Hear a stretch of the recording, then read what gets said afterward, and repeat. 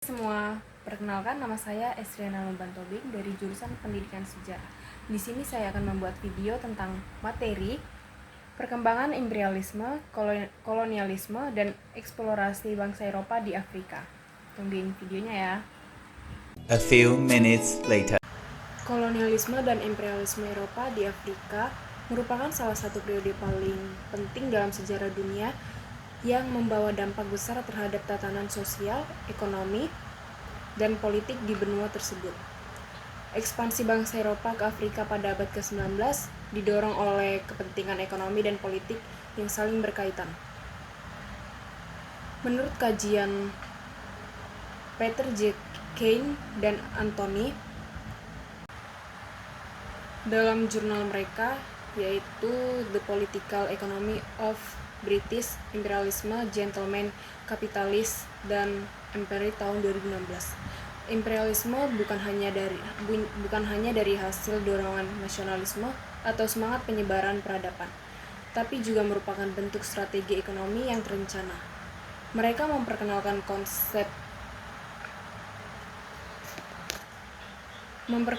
konsep gentlemanly kapitalis, yaitu sistem di mana kelompok elit finansial dan komersial di Inggris memiliki pengaruh besar terhadap kebijakan luar negeri. Nah, para elit ini memanfaatkan ekspansi kolonial sebagai sarana untuk memperluas pasar bagi produk industri, menjamin keamanan investasi, serta mempertahankan stabilitas ekonomi di negara metropolitan. Dalam konteks ini, Afrika tampak dari cara Inggris dan negara Eropa lainnya mendirikan koloni di wilayah strategi seperti Mesir, Sudan, Afrika Selatan, dan Kenya untuk menguasai sumber daya alam serta mengendalikan jalur perdagangan dunia. Nah, secara keseluruhan, kolonialisme dan imperialisme Eropa di Afrika ini merupakan proses yang kompleks dan multidimensional. Keduanya ini lahir dari kombinasi antara kepentingan ekonomi kapitalis, ambisi politik global, dan pembenaran ideologis yang mengatasnamakan misi peradaban. Adapun politik kolonial Inggris di Afrika merupakan salah satu bentuk ekspansi kekuasaan yang paling berpengaruh dalam sejarah kolonialisme modern. Sejak abad ke-19, Inggris menerapkan kebijakan kolonial yang berorientasi pada kepentingan ekonomi dan politik global. Setelah revolusi industri, Inggris menghadapi kebutuhan besar akan bahan mentah dan pasar baru untuk hasil industrinya. Hal inilah yang mendorong Inggris untuk memperluas pengaruhnya ke wilayah Afrika, baik melalui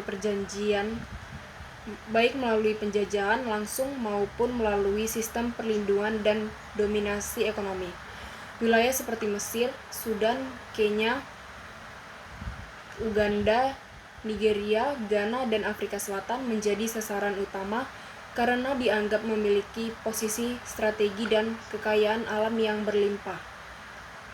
Politik kolonial yang dijalankan oleh Inggris di Afrika tidak hanya bertujuan untuk menguasai wilayah tersebut, tapi juga untuk mengendalikan jalur perdagangan internasional serta memperkuat dominasi ekonomi globalnya.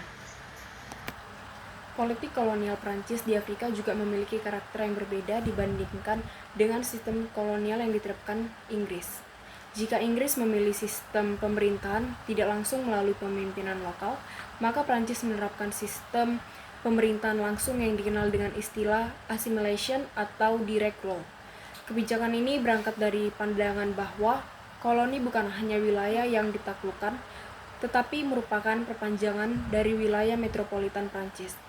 Karena itu, pemerintah kolonial berupaya untuk menanamkan nilai-nilai budaya, bahasa, hukum, dan sistem pendidikan Prancis kepada masyarakat pribumi agar mereka dapat beradab dan menyerupai orang Prancis. Wilayah-wilayah seperti Aljazair, Senegal, Pantai Gading, Mali, dan Niger menjadi contoh utama penerapan sistem ini. Prancis juga percaya bahwa dengan menyatukan koloni ke dalam sistem nasionalnya, mereka dapat menciptakan stabilitas publik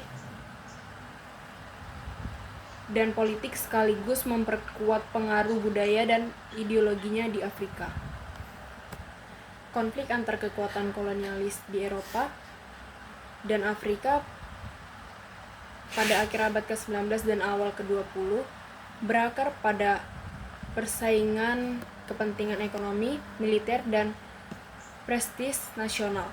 Negara-negara Eropa berlomba mengamankan sumber daya, pangkalan strategis, dan akses ke rute perdagangan sehingga benturan kepentingan di wilayah yang sama sering tak terhindarkan. Persaingan ini pun kadang berbuntut pada konfrontasi terbuka, kadang diselesaikan lewat negosiasi diplomatik.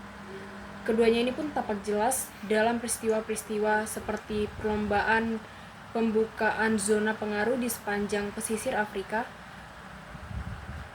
persaingan kontrol atas lembah-lembah sungai-sungai strategis, serta konflik proksi yang dimainkan melalui perjanjian lokal dan intervensi militer kecil. Upaya untuk menghindari perang besar antar kekuatan Eropa akhirnya memuncak pada konsolidasi aturan pembagian wilayah. Tetapi proses itu sendiri menunjukkan betapa sengitnya persaingan imperialis. Eksplorasi Eropa di Afrika yang mencapai puncaknya pada akhir abad ke-18 dan 19 dimotivasi oleh campuran kepentingan ekonomi, ilmiah, religius, dan geopolitik. Awalnya para pelaut dan pedagang Eropa datang mencari jalur perdagangan dan komoditas seperti emas, gading, dan rempah-rempah. Kemudian penjajahan berubah menjadi usaha sistematis untuk memetakan interior benua yang sebelumnya relatif tak dikenal oleh peta-peta Eropa.